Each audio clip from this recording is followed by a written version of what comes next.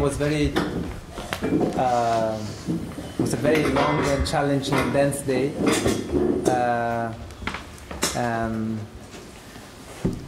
I mean, I had to say I have some problems with the concept of autonomy. Perhaps, but but I had to say that among the different presentations we saw, autonomy. I mean, they gave a sort of range in which autonomy was articulated. We saw autonomy of architecture vis-à-vis the domain of art. We have seen autonomy vis-à-vis the domain of politics, autonomy into education, autonomy as an aesthetic tool, autonomy as a monstrous self-referential activities like the ETSAM elaboration. So, first of all, what I would like to maybe my first concern is I changed my presentation because in the end I also wanted to present a study case, but then I suddenly changed this presentation because yesterday, especially and today, in a way, Anthony Vidre, in a way, I like this last slide because he questioned the idea of autonomy also within the contemporary mode of production, in the sense that I feel that today there is a sort of collapse of the architectural profession. I'm a bit afraid to say this in Spain or ETSAM because maybe. So we know, don't worry. But let's say in many parts of the planet, not at all. I mean, the architect doesn't have any crisis. I don't know, if you go to South America, people just build a lot.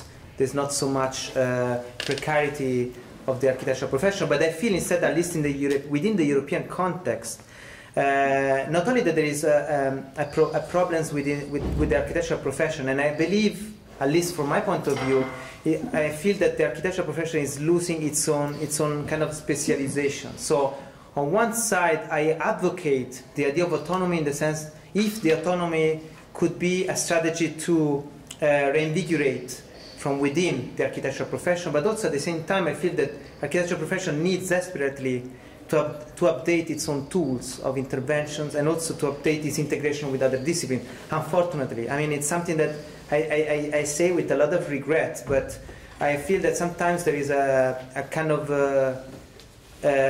almost a reactionary positioning of the discipline within a certain academic boundary, and that doesn't want to deal with the harsh rules of the market that are in a way also destroying our living environment. So, in a way, I'm kind of paraphrasing what Vidre today says. So, on one side, I see the big problem of autonomy of architecture within the modes of production. At the same time, and I had to say the last presentation of Karen, I really love that because I feel that one of the, or even from my presentation, since the freelancer is somebody that has to train himself constantly, and therefore when he goes alone in the realm of the market, in a way he has to build up his own experience on the knowledge he has. The university and the academic institution are they have an extremely important role in shaping the, let's say, the experience of the profession. Let's say the experience of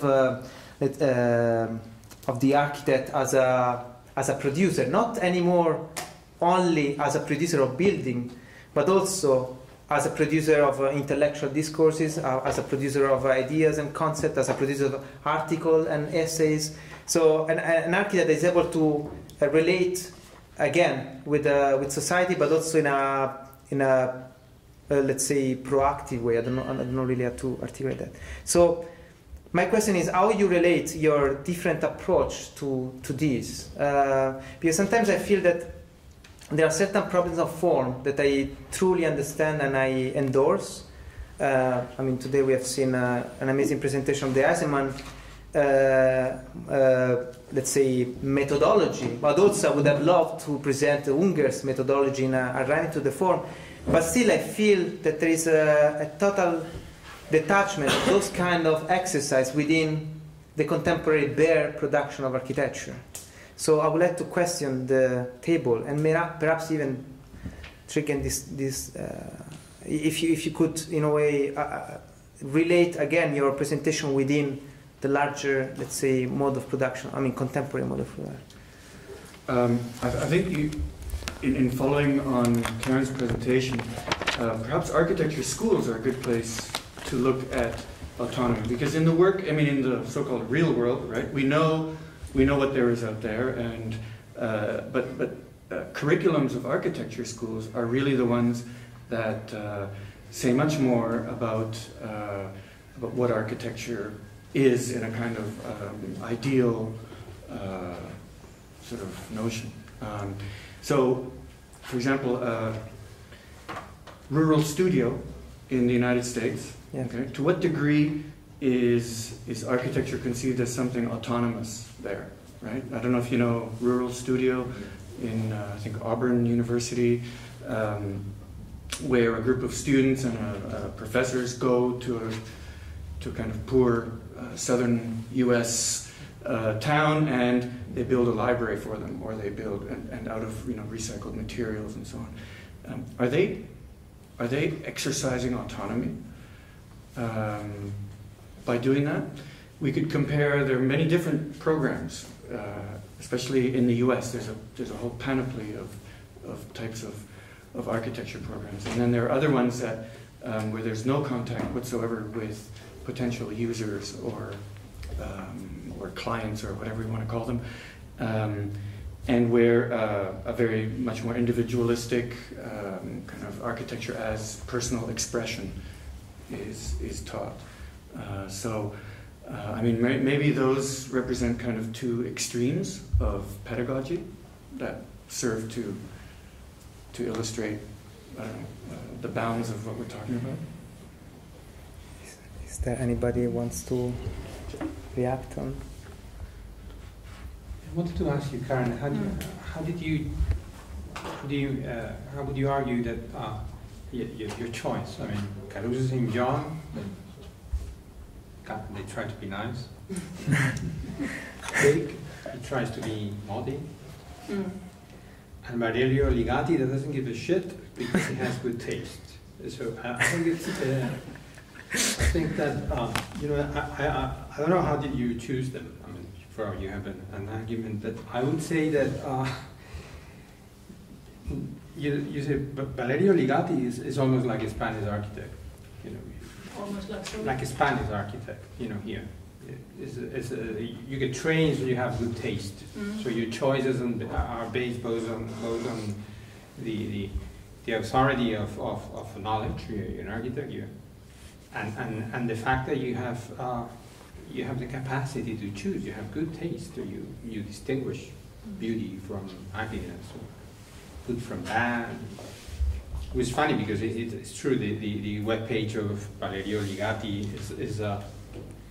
is a private web page, which is a contradiction in terms. You see his private. It's like his Instagram. Yeah. You go into his private world, and then what he chooses in his private world. There was one that I couldn't figure out. One was popular architecture somewhere in the world. One on the left, like a beautiful street. With popular architecture, white walls, badly built, and then roofs and stuff like that. A plan by Lachens, which is the most eclectic architect ever. He was both picturesque and classical. He was the maximum sexual ambivalence that we can think about, and then was the interior space by Hoffman. No? The next one was the palace in Brussels. It's a very beautiful, lavish, ornamental, expensive, and then one of his projects. So you see, it's like basically, Oligati is saying, you leave it in my hands, because I have the capacity to make a choice. As opposed to Caruso St. John, this is I'm socially responsible.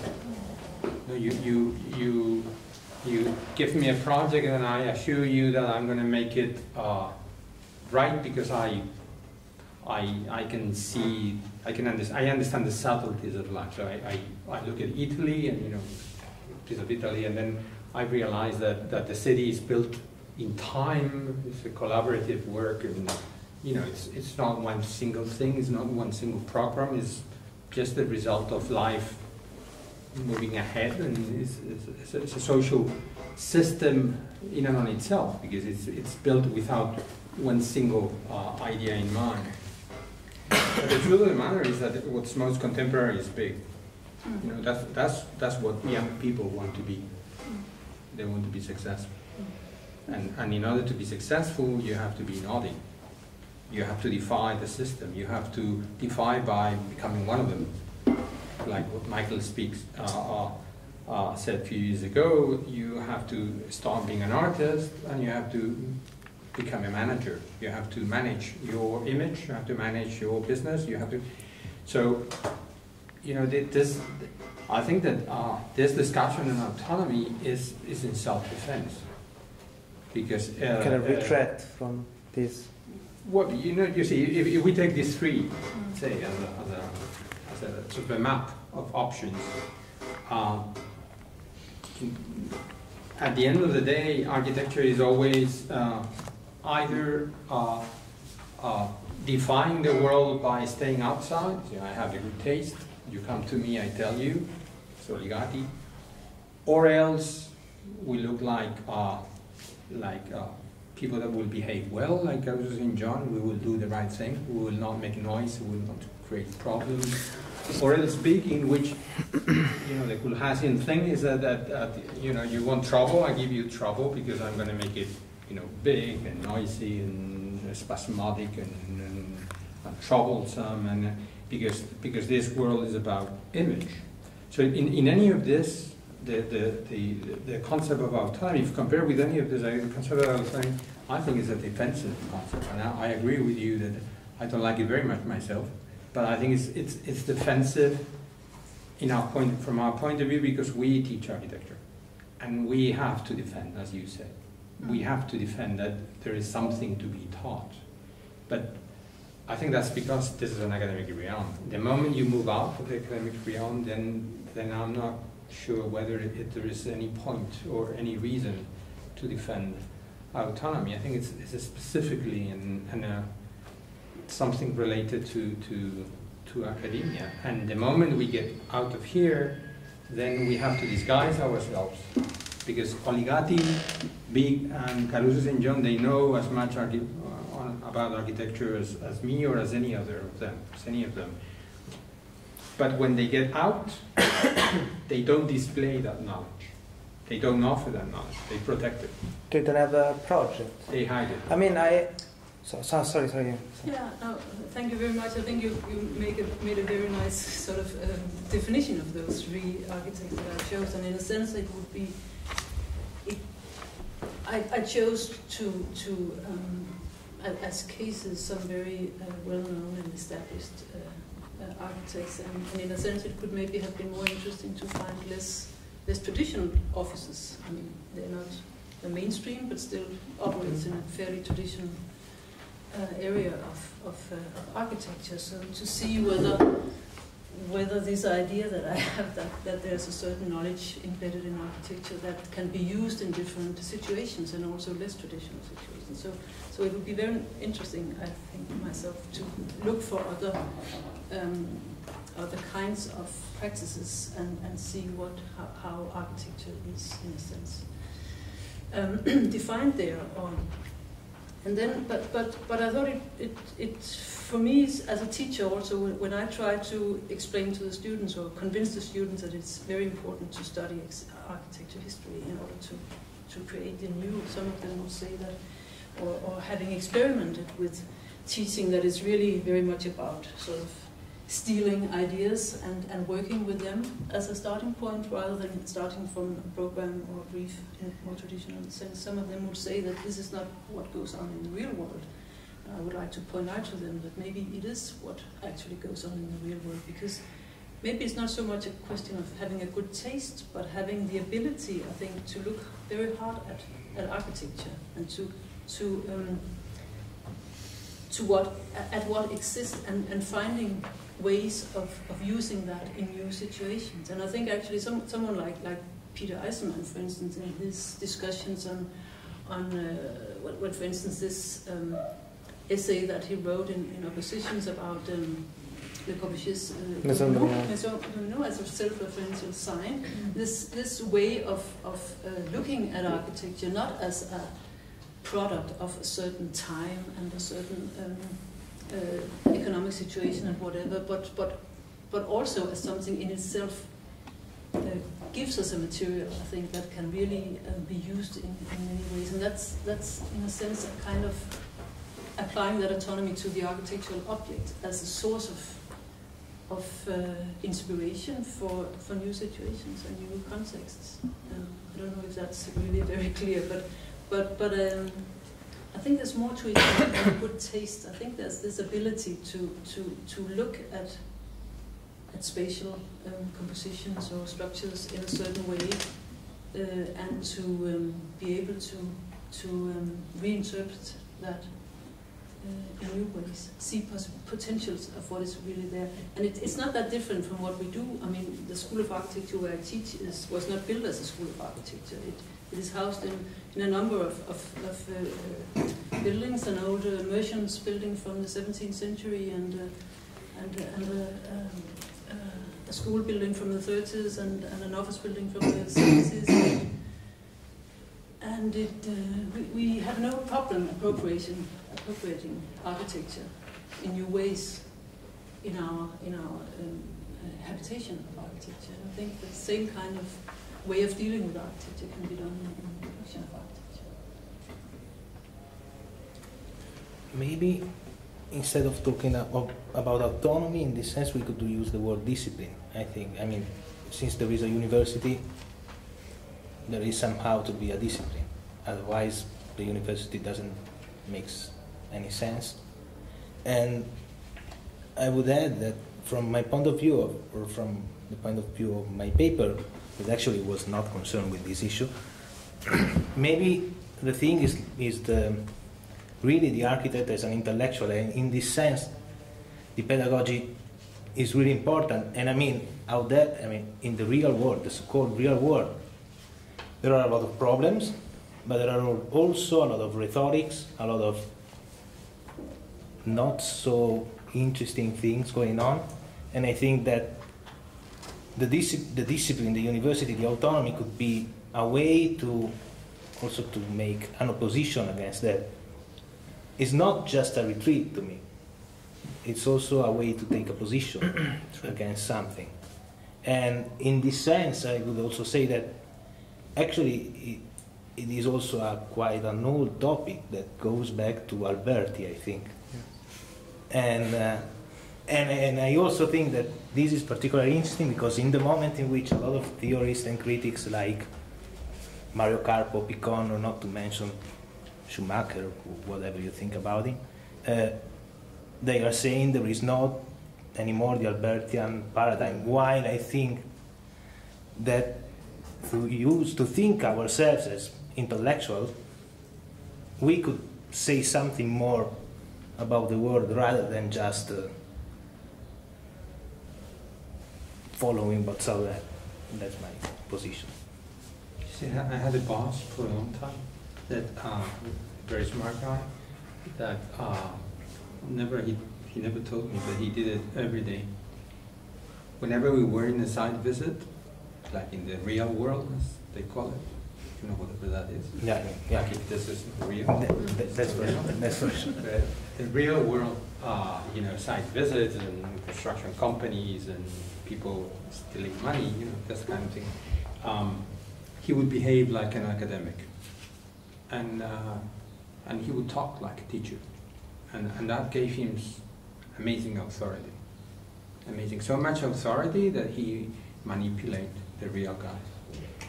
But whenever he was in an academic environment, he behaved like a professional architect. Because in academics, there's nothing that creates more envy than having work. You're here, you're just trying to figure out whether it's autonomy or disciplinary discourse, but then, somebody comes in between you and says, I'm building a tower 25 to 30 times. You say, that's it. I think it was funny because he taught me the lesson that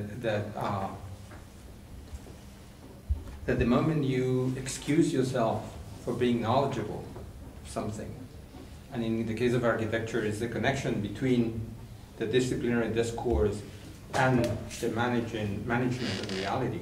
That's it. But you That's still need the disciplinary discourse. That's the interface. That's what architects do, because if not, you are either a teacher or you're a construction company of some sort. The architect is exactly the interface between the two. So by excusing yourself all the time for being the interface, you're actually diminishing your capability of presenting yourself as somebody that has something to offer and consequently to gain a salary. I didn't want to say anything like that. I just wanted to say that somehow you need the disciplinary background. Sure. No, I agree. What I'm saying is that I think that the problem to me with this debate is that we tried to present this morning this way, and it's in the call for papers, is that the 80s, 70s, and maybe the 50s created a certain angle towards this debate that we go back to it as when we make research, and in which the autonomy had a certain potential as a way to work in architecture. That I think what we know now is that is not plausible anymore, and that we have to accept that any discussion about autonomy will have to be framed within the context of architecture being instrumental to a society or a system or whatever, the economy, because that's what we've learned in the 90s. That's what we've learned, that architecture cannot sustain itself against that so-called outside reality, and has to not give up to it. It has to reclaim the fact that there is a knowledge to architecture. There is a certain capacity to solve certain kinds of problems, and those problems are not just technical problems or literal problems, but problems have to do with culture, and they have to do with the expression of problems like politics or work, and that if we retreat from our expertise, which is the connection between reality and the abstract knowledge, then we're there. Yeah, that's why you need discipline. But I have to say that also, again, referring to current presentation, that the three models that you analyzed, I mean, I like a lot your selection, I have to say. But those three people, in a way, I don't feel, I mean, they are kind of strategies to brilliantly survive within the market, architectural market. One has its own strategic approach that was paraphrased perfectly by Rui. But to me, the power of, I mean, the importance of the academy is precisely the opposite. In the sense that I don't feel that these people have a kind of a project, in the sense that they don't lack linearity within the intervention. Actually, you demonstrated very well, because all they are, I mean, of course they have a methodology to apply. I mean, what you try to say, that there is a methodology. I mean, one look at the specific condition, the other one looks at just serves the economic, whatever project is good, whatever condition is good, I accept everything, I do everything. The other guy said is all in among its kind of choices, but I feel that there is a kind of a lack of theoretical, if you want, project that could link its work their work in a vision of the city, in a vision of architectural profession itself. That's why I think the autonomy lies in that, in the fact of being able to make a theoretical project of his work, of kind of for example, Eisenman. I mean, he was not only analyzing, going deep into the generic and specific structure, but what he really taught us, or at least what I learned from him, is to look at the buildings. I mean, it gave me or us a way to look at building in a totally different way. I mean, it gave us a formal analysis of the building, and so that to me is a way to reinvigorate the discourse of autonomy, in the sense to provide more tools to not only look at the language of architecture. I mean, the autonomy is basically giving the value to our architectural language as it's stratified according to history, but also to give new theoretical approach to this language in order to, in a way, shape our intervention on the world, but also not through single interventions provided by the market, but also towards a certain view, to provide a certain view of the city itself. That's why, for example, to me, the project of autonomy of Rossi was interesting, because it was proposing a way to look at the city, at the stratification of the city, against a certain idea of planning, against a certain idea of circulation, but it was not simply an opposition in the sense of a project, but it was a theoretical position. It was providing a theory for its own approach. That he was trying to test in every single building is actually his introduction to Boulez essay is fantastic, because the rationalism is precisely that. In each of your project, you reaffirm your vision of the city in each of your project. Those people, I believe, are the people that in a way defended autonomy, or in a way they were able to produce truly an architectural discourse that then, not simply the project that look, I mean, every project is autonomy itself, because every project is a project, it has its own conditions. But to me, the real power of, the autonomy, and especially academia, is the possibility to provide a theoretical discourse that is able, that gives you the weapon to intervene in society. That is it's not simply the phenomenon, which is also important, not saying it's not important, which is not simply to be able to understand the shadow of a cantilevering roof, or the sensibility to create a step that is a kind of poetic. I mean, I also understand that, but what to me, that would be simply a step, would remain a step if it's not within a kind of theoretical project. Like ETSAM, I mean, his self-referential sign is perfect, but within his reading of architecture, so it's kind of within a kind of infrastructure that he posed himself. I want to look at architecture in this way, and I want to analyze a specific, as the guys demonstrated today. And I mean, that is to me a project. The fact of reading architecture, getting rid of history, getting rid of even of the meaning of the sign. I mean, I think the houses were not simply this cut in the video was saying, but to me, even the disconnection of even the value of a column from the column itself. I mean, the column was not even anymore a column, a beam was not even anymore a beam. So, yeah. But how did it happen that people think that ETSAM houses are not good? I mean, you could fit very well in the bed, that's first of all. The rooms were square and were quite big.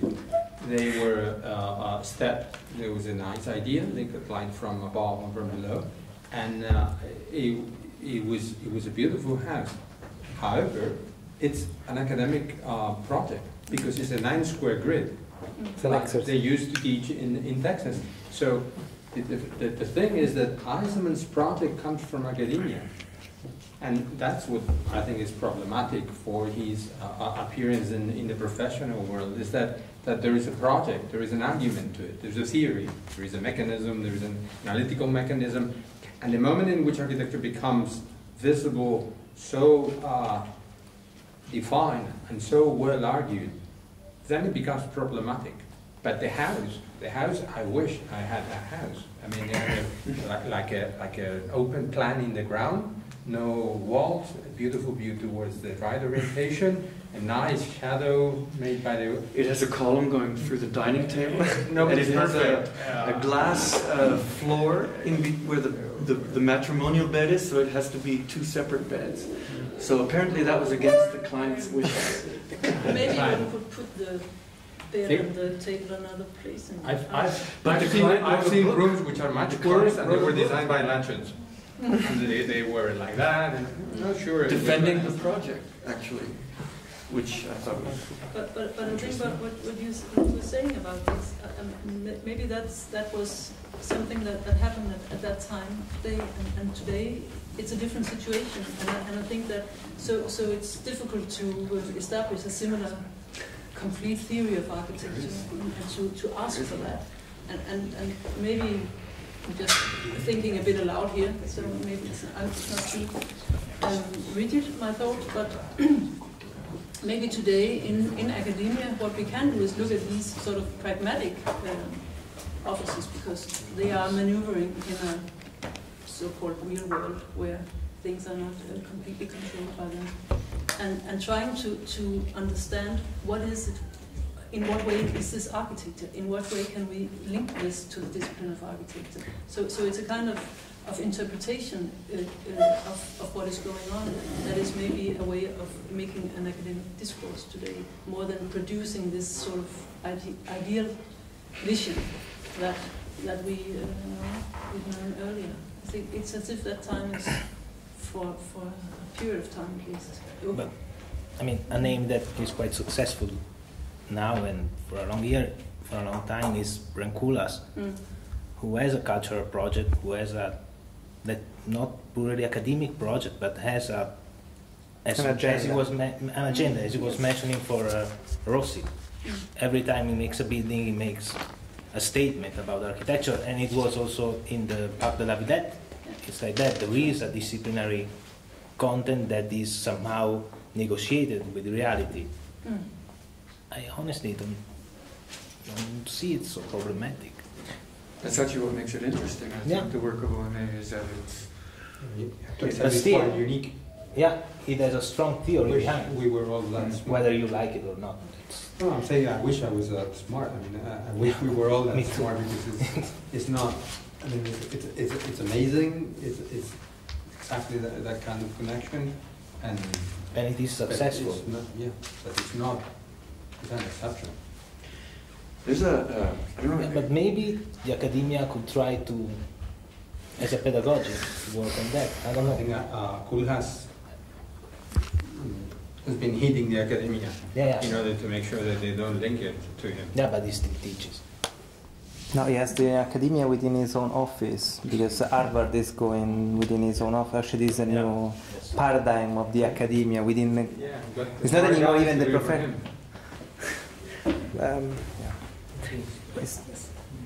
Please. No, just one point on that. I think because OMA has been able to introduce actually academia into his office and all the way around. So he uses Harvard students for his Biennale project, and you don't distinguish anymore between the research and the practice. And actually, what you said, I mean, he's a curator, but at the same time, we don't know if that's part of his architect work or his non-declared kind of teacher's work, because he's not a teacher, but in the end, he's kind of made a school, no, a quite efficient school for example, Big, that has given many tools to confront the new world, the changing role of the architect with all the new communicative strategies and all the interdisciplinary, challenges. And, it's just one. The students love him because he gives work. He makes the student believe, which I'm sure it's true, that even though he's in school, they are doing real things. He is in the real world. But the real world, his real world has. I mean, I think he has made us think that the real world is actually not real. I mean, that architecture is also all the research part, all the communicative part.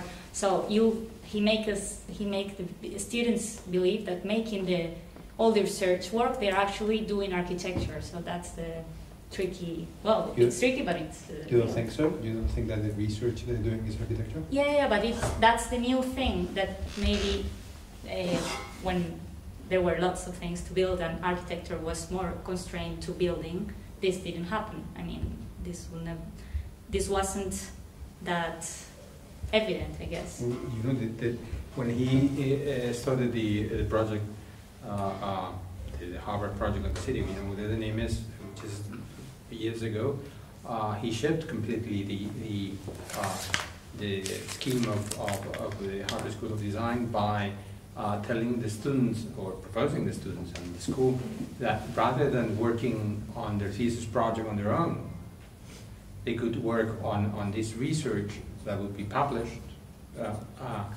and the effect of the proposal was amazing, because one might think that the students would not relinquish so easily their own project, their own, the identity, and the idea that they're doing their thing, and the success of the proposal had to do with basically with the students. That even in the American environment, in which that kind of thing is a problematic, you know, what's mine, what's yours, and it has taken some others into some trouble. In the case of Harvard Project for the City, has never created a problem whatsoever. On the contrary, has become a model for collaborative research in a very individualistic environment like American academics.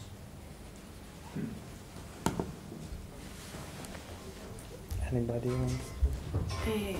What seems contradictory is the fact that Eisenman, despite the fact that he supports the gestalt of the form, it seems to me that it's completely textual analogy what he does. So, despite he claims the opposite, I think that he doesn't take into consideration at all the dimension of the affect and all the tradition of architectural history that has worked on the way that formal creation imposes sentiments to people that are confronted to it. So there is. It's like he doesn't care at all about the affect, if we take the notion of philosophy.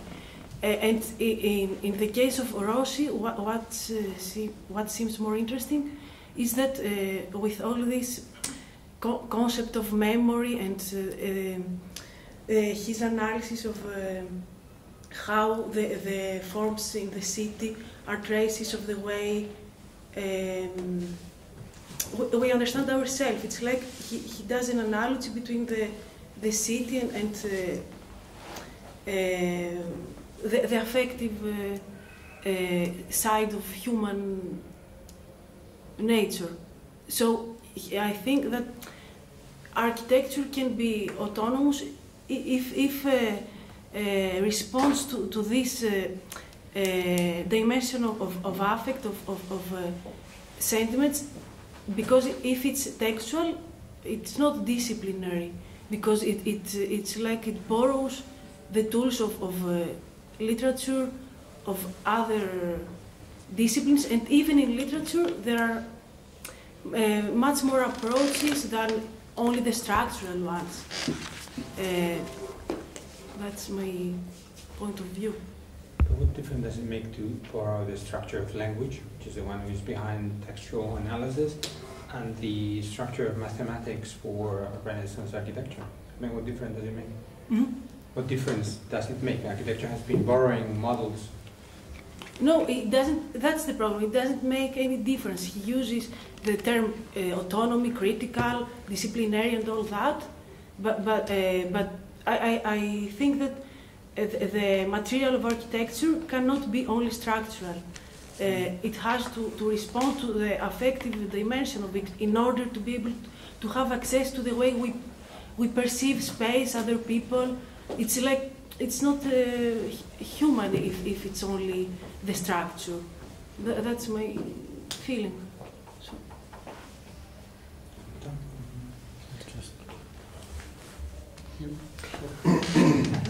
I had a question when you were mentioning Lazzarato, and I got the impression that when he talks about creativity, maybe it's like if you were proposing that the architect would be, instead of an artist of the visual arts, could be an artist of the theory or the analysis, no? Because he's saying that that the art of creation inscribes the person in a collective operation, and it's bounding the subject that is achieving singularity, and then it's like, does the autonomy in the modes of production you were talking about mean the autonomy in the production of language or other, I don't know. No, actually I use Lazzarato just for this thing of depth, in the sense that when a freelancer, in a way, I mean, he wrote this book about depth,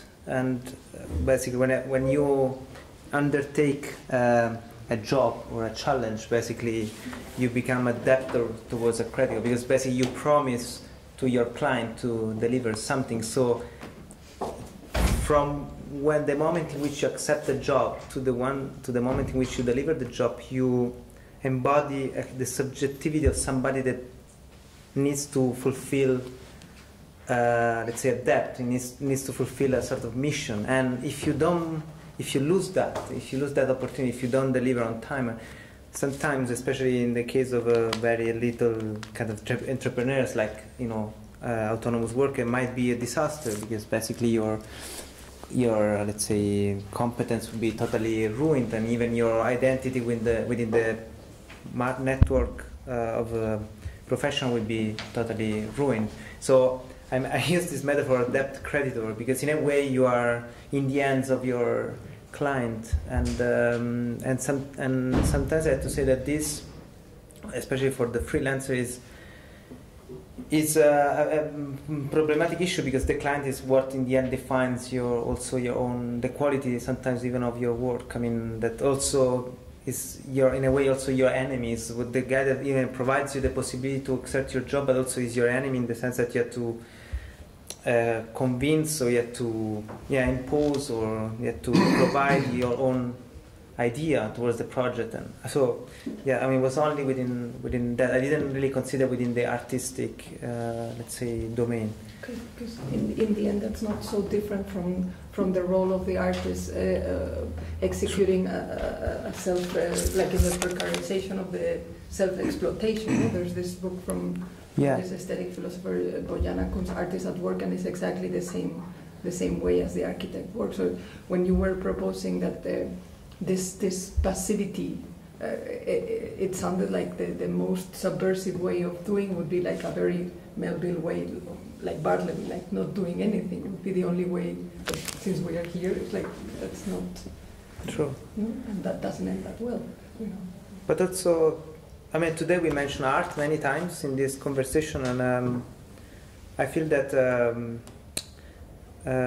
I mean, for example, what I like of the ETSAM, I mean, the fact of the ETSAM methodology that the guys pushed forward was the idea that he was able to transform the object of architecture to be something readable and understandable. And if you are able to teach this to your students, or even to the people, I mean, to a community, then architecture in a way becomes kind of meaningful. I mean, the presentation about Ungers that I wanted to do today was in a way about that, in the sense of Ungers conceive architecture in terms of form, and those forms are very related to images and metaphors. And actually it's also close to what Giacomo presented, in the sense that in order to make it understandable, not only to the architect himself, but also to the collectivity and usable. I mean, there's a certain language that is stratified and is kind of secularized through use of centuries. I mean, we use building, I mean, in a particular way because our rituals, daily rituals, have been shaped according to a space. So there are certain images that are embodied even in somebody that doesn't know architecture at all, is not familiar at all. So the project is able, at least in Ungers, but to stimulate those images in a way, to stimulate the use of space in a specific way. And I have to say that this methodology to make architecture readable and to make this, let's say, everything clarified in order to be used, I think is one of the most fundamental essence of the academia today for the architect, in order to not only to make again our profession scientific, but also to make our profession, the possibility to act in many ways within the contemporary mode of production. Again, to me, it's not only building. Architects today, I don't think we're almost going backward. I think architects today they don't build it. I mean, sometimes the architect is the people that are able to push forward an intellectual project, which is maybe is a paper, maybe it's an essay, maybe is a theoretical approach, a theoretical vision on the city more than the building itself. Perhaps the building is a way to make those conditions visible, like a work of art. I mean, a work of art is something that in a way triggers your imagination because it allows you to reconfigure yourself within a wider environment. So and I think a meaningful piece of architecture is the one that is able to unfold in you, in yourself, certain kind of self-reflection of yourself within a larger society. That's to me, yeah, this artistic power, I think is fundamental to it. But again, is this methodology of reading that I think is extremely important today, because I feel that the profession, even the professional, we are losing the ground, even from a professional side. I mean, the role of the architect, especially through the digital technologies, have been kind of more and more put aside. I mean, if you just take the BIM technology that allowed many people to participate to a project, so basically the authorial figure doesn't exist anymore, because the building is actually a collective product, really, in the sense that a software is able to put together engineers, technicians, expertise in a specific systematic, and then the architect is just one of these multiple figures. Then what is our form of expertise? We were talking before, but so I don't know. That's why, to me, I would love if also there's a more kind of question among yourself about this notion of autonomy, again, within what's a new way of approaching a building, because I think it's just more beyond the simple Olgiati poetry of doing a nice building. It's more about how you, architect, you find yourself within your knowledge and within your practice, within the wider society. How do you relate to that? If I could quote Benjamin, it's like, it's the author as a producer. It's basically, it's not really about what you write, but how you conceive your work within a larger, larger field of production. What is your expertise that you can do? I think this is the main question of the university today, architecture university. Yeah, I'd like to ask you something, or maybe ask me. This very differentiation between academic and real world is something that sounds a little weird for me, because how is possible to have two personalities when you are an architect and you are an academic? So you have one personality as an academic, and after you are in your studio talking with a client or with your colleagues, and now, okay, I'm not an academic. I have to almost disguise my academic personality, to hide my academic personality, just to be in this new background that it seems that is rejecting my academic personality. So it's like in the real world that I think that maybe is necessary to define what is this real world. Academic world is not the real one. It's not architecture. I never said that. I never claimed this distinction. No. I don't know, but it's something that when I hear you talking about these two very different parts, academic world and real world, and it's like, okay, real world is something negative in the academic world, and at the same time it's a bilateral. No, I'm sorry. I didn't want to divide this at all. I mean, I just did. I found today that it was a comment on the paper that there are these two. From the papers, what emerged that there are these two domains, and even people here have been constantly referring to. Actually, with my presentation, what I try to abolish is precisely this division, because the freelancer is what he does. He lives in his own work, and his work is basically his life. So he doesn't have working time, because he's working when he does breakfast, and so I mean, in the sense that his work and life are totally merged within each other. So from my point of view, there's not this, but what I was trying to, let's say, perhaps I mentioned this when I was trying to answer to Karen, in the sense that I feel that perhaps when you are embedded within the professional market, you have to, in order to survive, even the freelancer has to find tactics and strategies in order to have to pay your rent and to have. That's why, to me, the basic income is the new struggle. Is the new struggle for the knowledge worker, because as the workers in the factory were asking more money and less work, because they had the salary, so they could struggle on something, on a payroll. You know, they pay me 500 euro per, like a OMA trainee per month, but I work maybe 16 hours per day, weekend included. So perhaps I should ask more money and less work, you know, or at least give me the money for what I work. If you're a freelancer, you cannot even ask that, because basically your work is your challenge, and you have maybe one client, and that's it. And it doesn't matter for him if you do your work in the night or in the day, or for 24 hours or for 1 hour a day. That is your business. The important is that the task is achieved. So the basic income, in a way, provides you a kind of, it's a struggle to go beyond that, to go beyond that bargain. Say, I want money anyway. I want money because I'm simply a knowledge worker. And then if I have a client, fine. If I don't have a client, or I don't want to work at all, then fine, even. I mean, I'm even, and that is my freedom. That is my new freedom.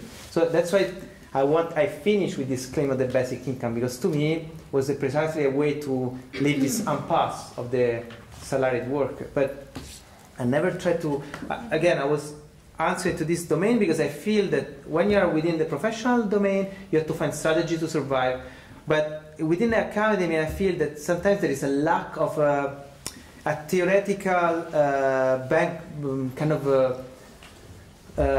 background that is extremely important in order then to survive in the market world, beyond finding the simple strategy to find a client. So to have a clear theoretical or a project of looking at the city in a specific way, you know, like a coherency, a specific target that you want to achieve, that is not simply surviving from one project to the next, but trying to line those projects along a project. That to me is the most higher achievement. So I don't know if you, and I think there are few people in the past, as we're seeing today, that in a way provide a certain kind of methodology that were able to give you a tool for the future to look at architecture. There I really endorse autonomy in a specific language, considering as an historical development and with its own specificity. But also there are people at the university, they don't teach this at all. And this is one problem of today, because for example, a lot of practitioners teach at the school, or call us, bring the students even in his office, and I don't think they can learn, let's say, I don't know, I mean, they learn, I don't know, I have problems with this kind of education, but I think they have been just enslaved. They are not, the Harvard students in Rotterdam have never been paid for the Biennale project. They actually were paying the tuition fee at Harvard that were kind of expensive. They had to pay their own housing in Rotterdam, and they were working for free.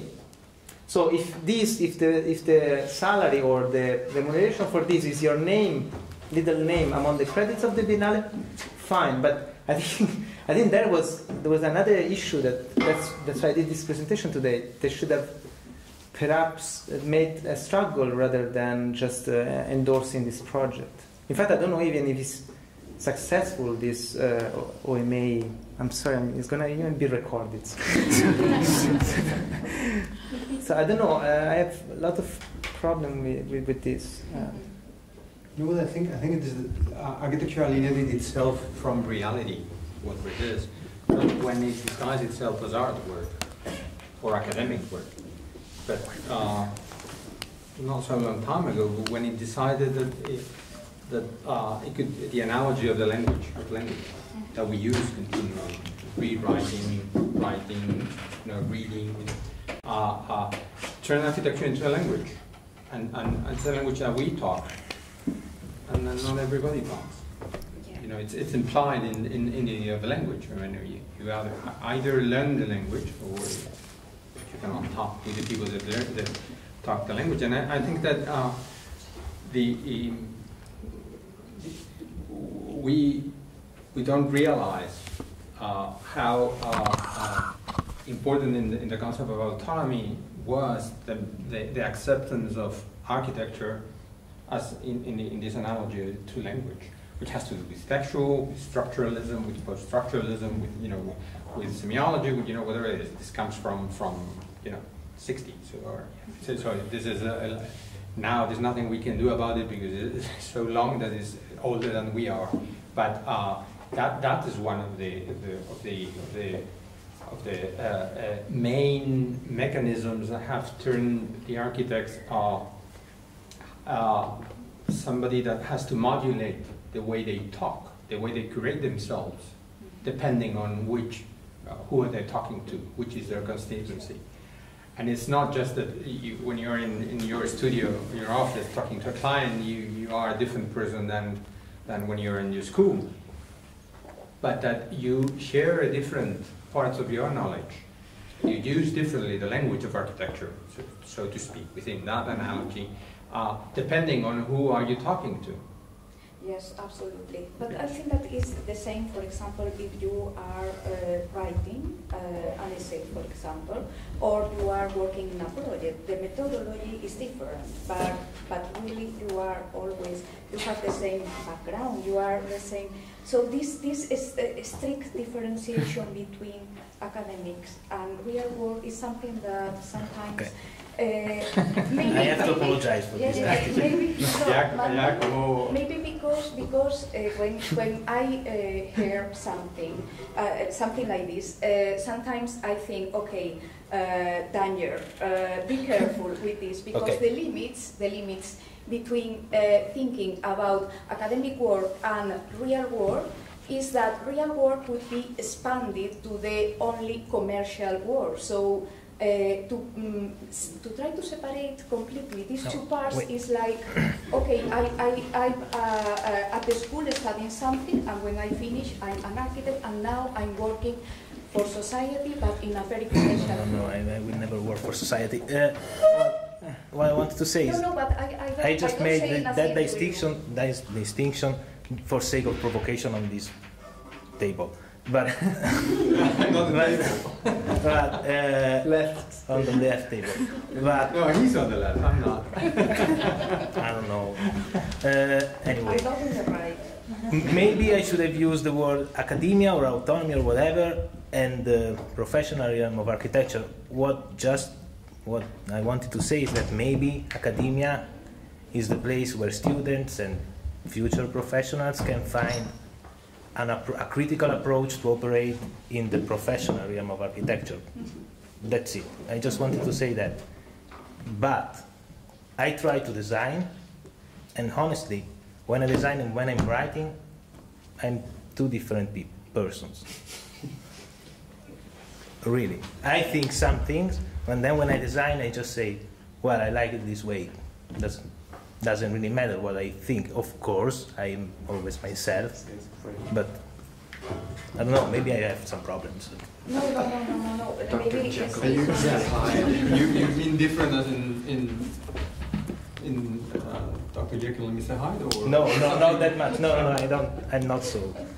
No, but I understand what she says, because I thought like something similar is like when we call real world the world of the profession, and we think of academic as something that is not real world. Mm-hmm. It's also real.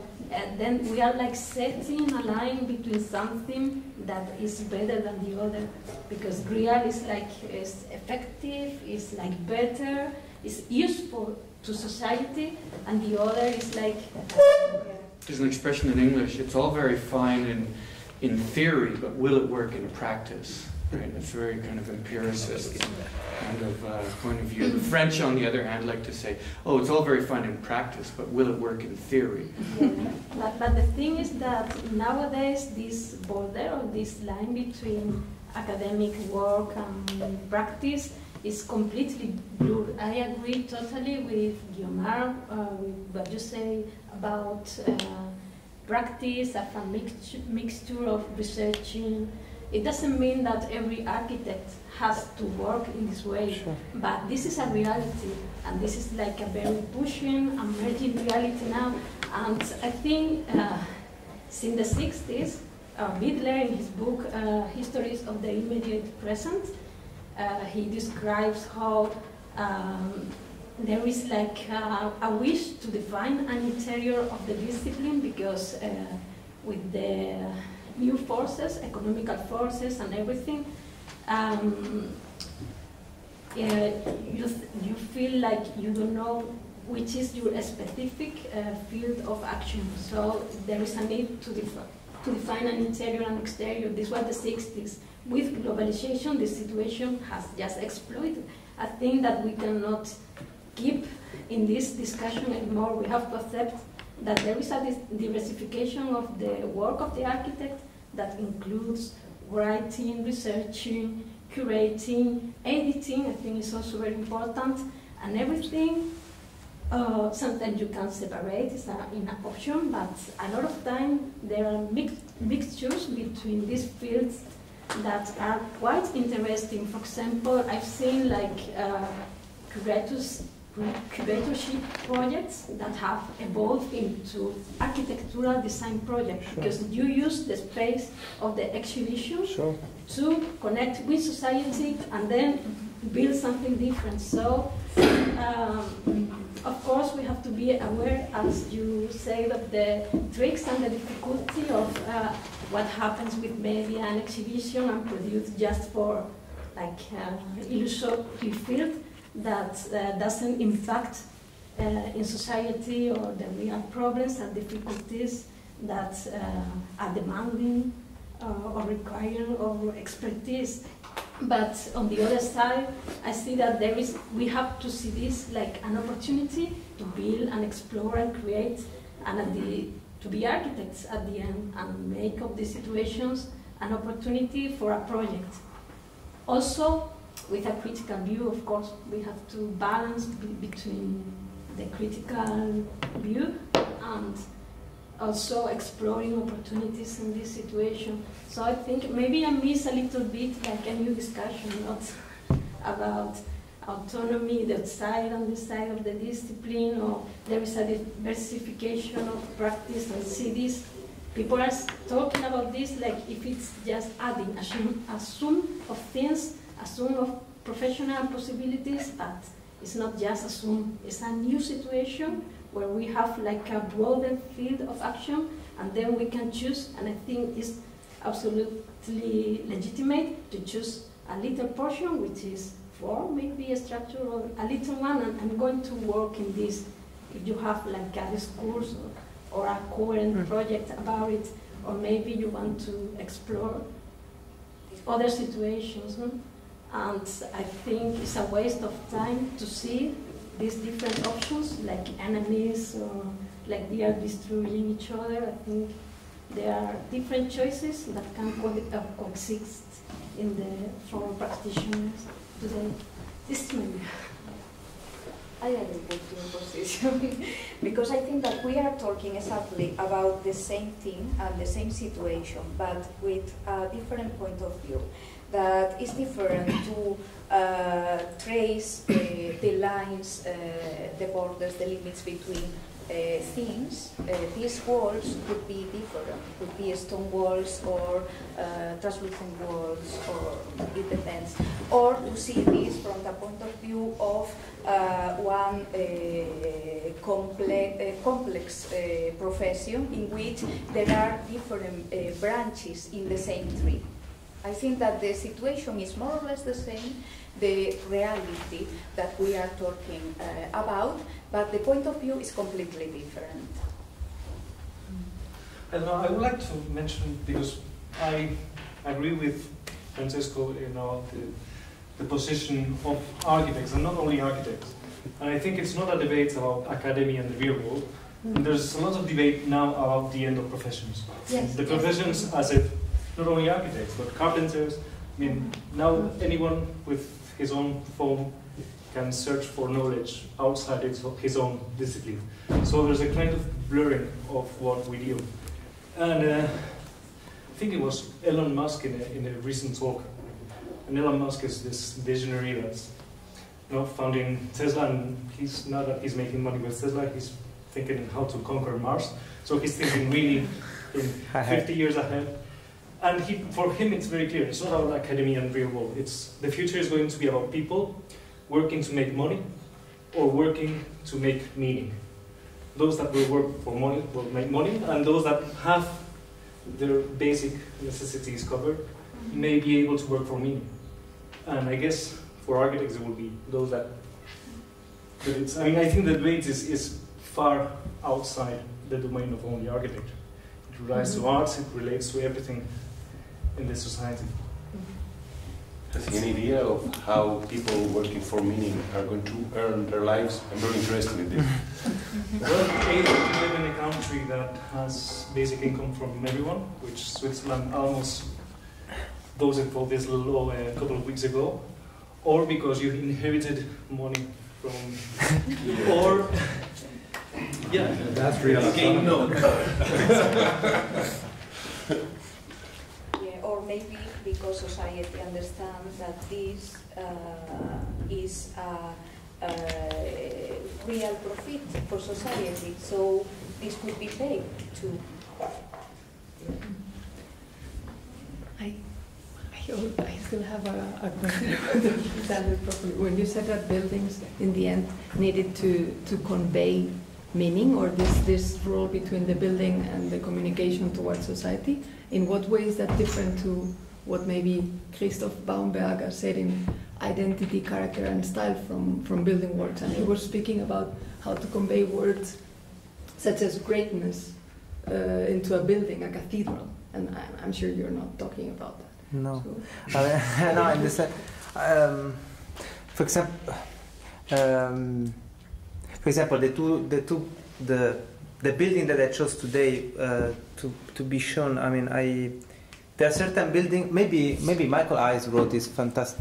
I mean, for me, it's still a very good article about architectural criticism. I mean, using actually Mies van der Rohe building, and I like it a lot because I think there are certain buildings that are able to, by their own means, let's say plans and section, just by the bare, objecthood, to use Eisenman word, they're able to convey the entire will of an epoch, in themselves. I mean, by dissecting them, by looking at the plans and the section, you could understand a specific moment in society, specific forces of production, specific struggle power relations.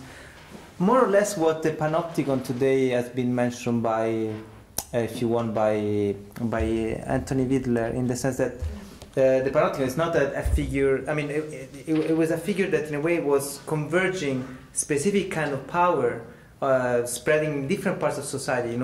A specific legislation about prisons, specific social consideration of prisoners or dangerous people, specific medicine approach to how to take care of these people during. So all these discourse converge within a specific diagram of how to channel the power relation within a building. That's why the panopticon came out. So the panopticon itself was able to converge in itself as a plan. Kind of the powers of a specific moment, or today I show the school, the 19th century, but the plan of the school itself was able to convey specific meaning of that society. You could understand.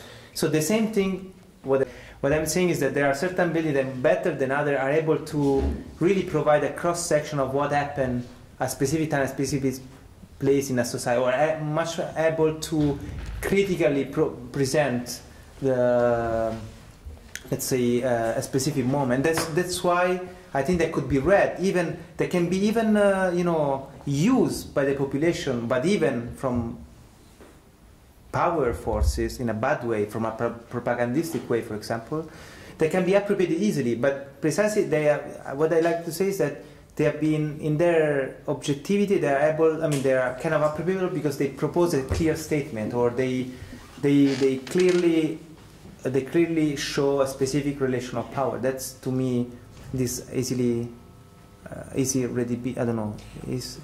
Yeah. But maybe that readability is easier for the people to be apprehended, as you said, by inhabiting it through the affect. Because otherwise, if we try to translate it into words, you were speaking about words like this Austin, how to do things with words and architecture do not really match. Like, so it's like it's like we don't give much importance to the autonomy of the way that the user will understand the building, because we can. It's paradoxical, because we can either think that if an architect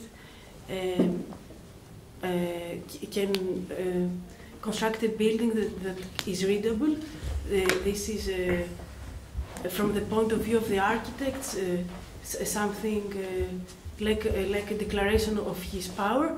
But on the other hand, if it's like he reduces all the interpretation of the building just to the way he understands the building. It's like he doesn't leave the building open to but wasn't that the reading procedure of each user. And I think it's not one-way solution. It's like the architect has to find a way of constructing and conceiving a building that is readable, but not only reduced to the language as only structural or there is no recipe, but I mean there are many dangers even if the architect achieves to make a building that is readable. That depends on the way we interpret that. It can be dangerous as well. Do you want to, since yes, it's... Just another sentence. I am interested in the point of academia, real world. Academia is part of the real world. This is the point. And the powerful of academia is its educational power, its pedagogical power. This is the point. But the figure of the architect is also autonomous of academia. For example, if you think to one of the most important school of architecture in the modern time, Bauhaus. Everybody knows professors of Bauhaus, but who are the pupils? There is some important pupils, there are some important pupils, but school, academia is autonomous from the education of the architect. In my opinion, it's important, academia, but architect, it's a different thing, okay? Academia, it's important because society asks you a legal paper to demonstrate that you are an architect. But, for example, if you think to students of Faculty of Philosophy, usually I don't call a student of philosophy a philosopher. And it's the same for students of architecture. They run together, architecture and academy, and sometimes they cross their paths. This is the point. It's very easy, in my opinion, and for me it's enough about this theme, real world academia.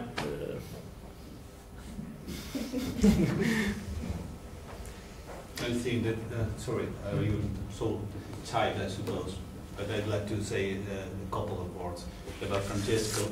I think the most important, sorry,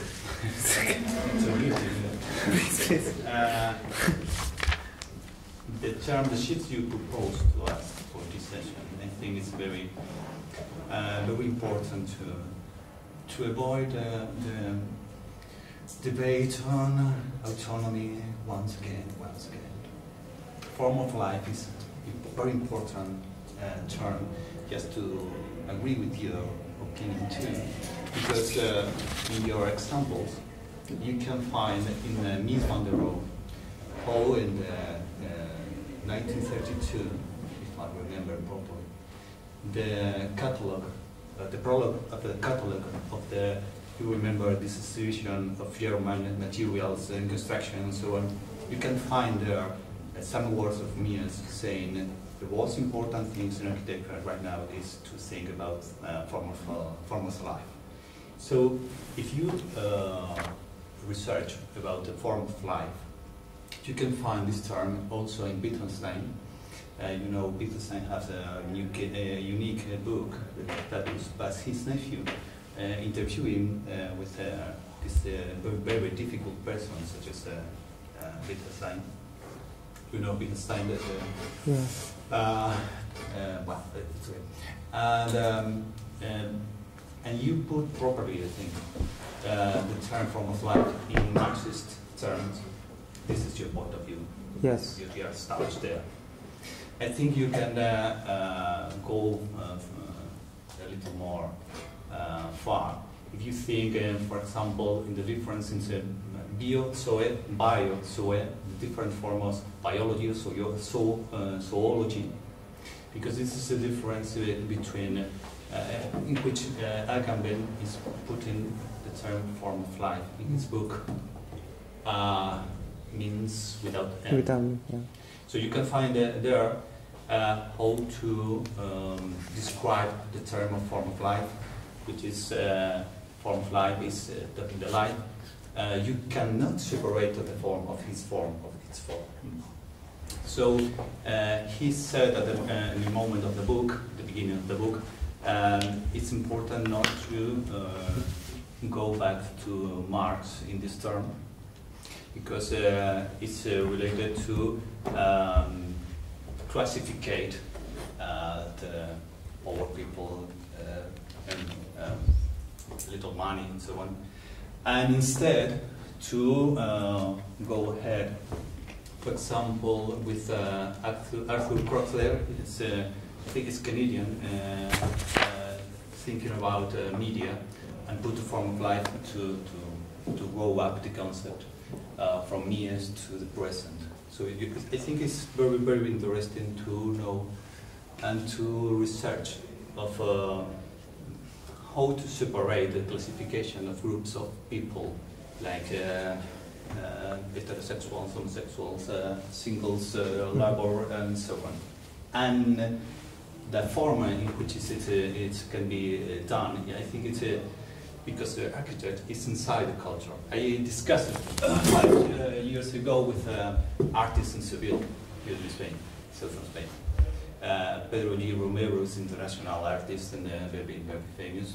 He's an intellectual. I was saying to him,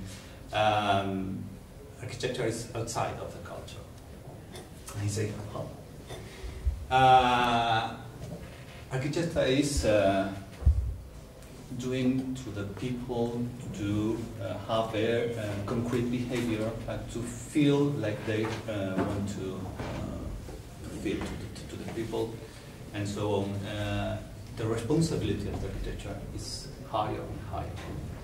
And I think it's okay, and our responsibility inside the culture is think in this term, and independently of the manner in which you are managing your offices or your thinking, you can say, in my case, I'm teaching in Sevilla theory,